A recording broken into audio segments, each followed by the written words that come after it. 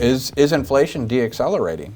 And that's the question I'm posing to you. Do you think it's deaccelerating? I think it's a little early to throw as big of a party as the market did. Right. That was the green candle was big on that chart, but that's also including a gap up. The day was actually over 5% on the S&P 500, and the NASDAQ 100 was up over 7%. So it was a really big move. Probably, I think it's getting a little ahead of itself. Yeah, and I want to say decelerates again because I kept saying it wrong there. But I absolutely, when we're looking at what is happening, one, the money supply is starting to slow. We'll look at that chart here in a little bit. And that's really, you need that increase in money supply to see inflation expand across all the areas. We are still seeing inflation in the places that people hate seeing it right now, food and energy.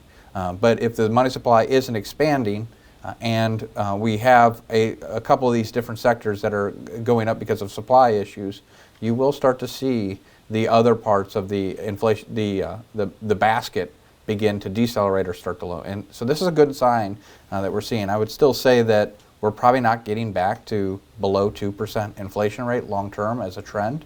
I think a good window is 3 to 6, and whenever I think about how much debt the U.S. government has and the need to keep that interest rate low, tells me that it's probably closer to the 6 than the 3.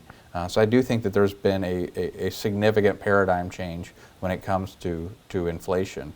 You want to comment about core inflation? Yeah, core inflation is probably a lot. Like you said, food prices were going up. Well, that's not in core. Core removes food and energy, and this is often what gets quoted by the Fed. So what people like to track is not just the 1 month change, but a 3-month change, because that's really when you can start saying, well, that there's a change in the trend. And the 3-month core CPI rate is still pretty high. It's at 5.8%. But what the market's also looking at is back in June, that was close to 8. And that's that black line across there. That's just showing, well, are we at least trending downward with our 3-month inflation? And we're trending down, but still pretty elevated.